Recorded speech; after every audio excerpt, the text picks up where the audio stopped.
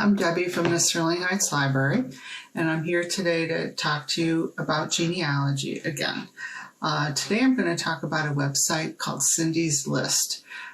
Cindy's List is a compilation of links to databases that will help you in your genealogy research. It's a categorized and cross-referenced index to resources on the internet.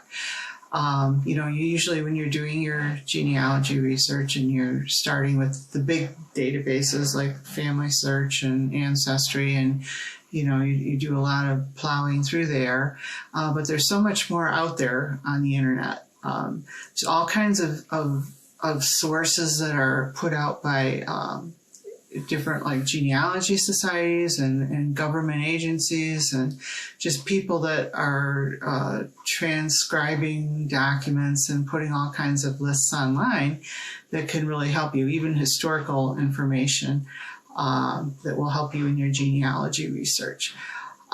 So the Cindy's List, this is the web address, CYNDISLIST.com. Cindy, her last name is Ingle, I-N-G-L-E, Cindy Ingle. She's a real person. She's a genealogist and author of genealogy books and a volunteer researcher. And about 25 years ago, 1995, she started compiling this index of genealogy sources, and has grown to 340,000 links to sites on the internet that can help you with your genealogy research. So then I'll show you on the computer what her website looks like and how you can use it. Okay, this is what the website for Cindy's List looks like. Down on the side down here is where the main categories are and what you can do. But up along here you can also link into the categories. The what's new will show you what links she's added recently. So if you click on that, there's dates, for every day here, and you can look and see what was added that particular day.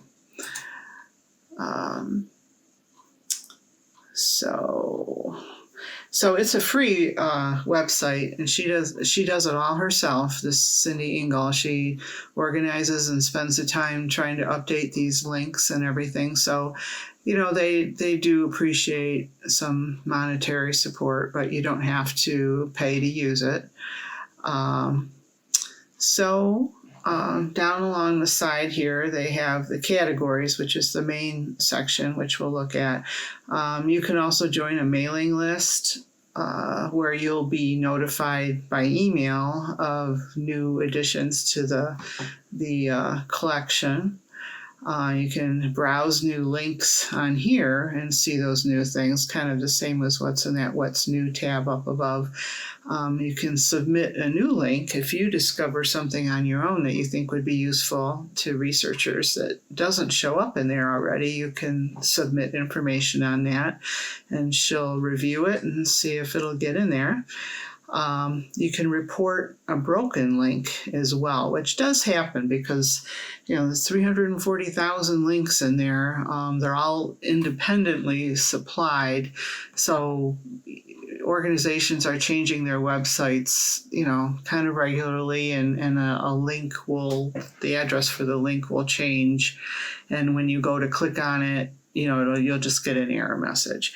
But that's not the end of the world, because you can usually then Google the name of the collection that you're trying to get into, because it'll be listed there, and often you can get it to come up anyway, just by Googling it, that it has a different URL now, but you can still get to it. And then you can also, you can report that it's broken, the link is broken, or you can update it by showing what the new URL is. So that's helpful to her in maintaining this database if you can help her out like that. So anyway, let's look at the categories here. So if you're thinking of something in particular, you can jump to it alphabetically here. But this is just a big alphabetical order list of the main categories that she has here. And it includes geographical places, countries, states. You'll see like there's Belgium and so forth, Canada. The United States is down with the U's under United here. And then it breaks it down by states. So, like say if you're looking for information on Michigan research, there's Michigan, you click on that, then it'll break it down again.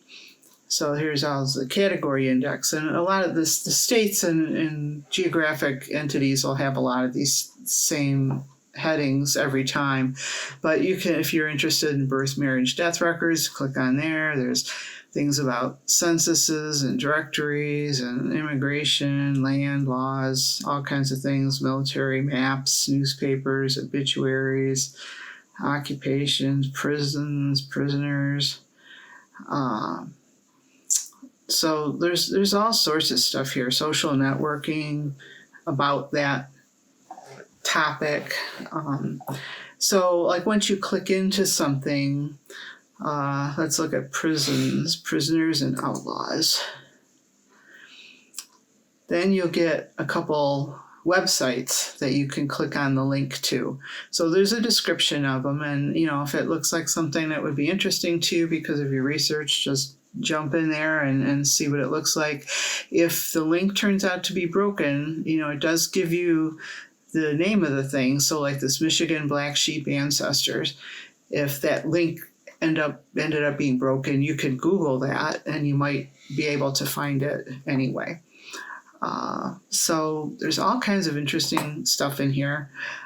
So it would be really useful to just browse all these headings, the subheadings under the places that you're interested in. Or if we jump back to the main section here, there's countries,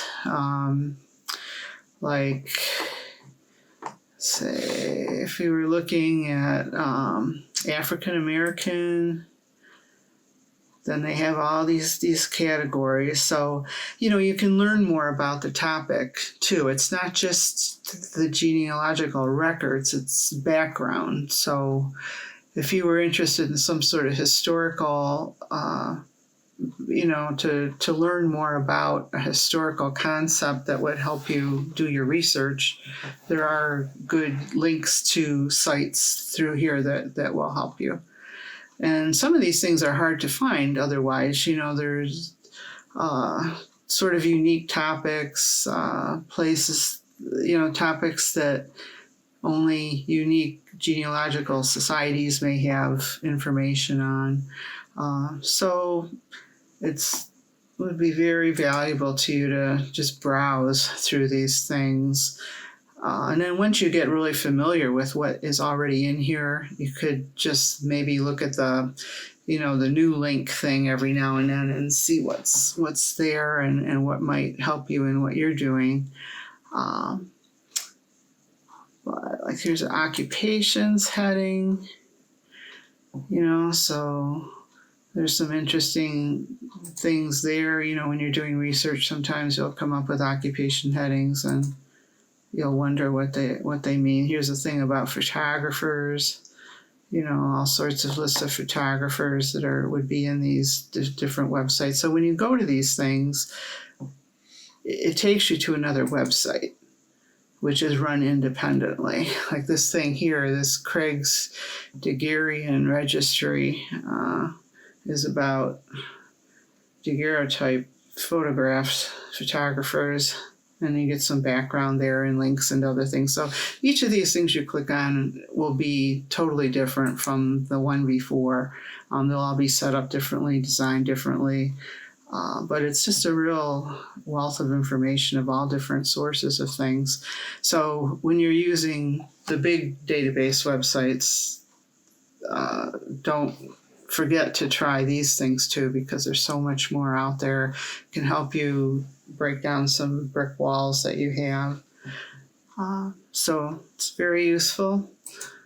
Just browse everything, see what the options are. It's really good with the countries. If you're doing a country, and it'll give you some background on the history and the geography and what kind of records they have. So something not to forget to look at. This is one of the most popular free genealogy websites that there is, just because it's such a link to everything. It's just a jump off point to look for more things, and she's adding to it all the time. But she does run it on her own, so if you find mistakes, you can let her know. There's that report a broken link thing here. And you have to find it. You have to kind of, go down through the thing here and find it in the hierarchy. So that's a helpful thing to do for her too. So don't forget to use Cindy's List. It's CYNDISLIST.com. Okay, so that's all that I have to say today about that. So happy researching.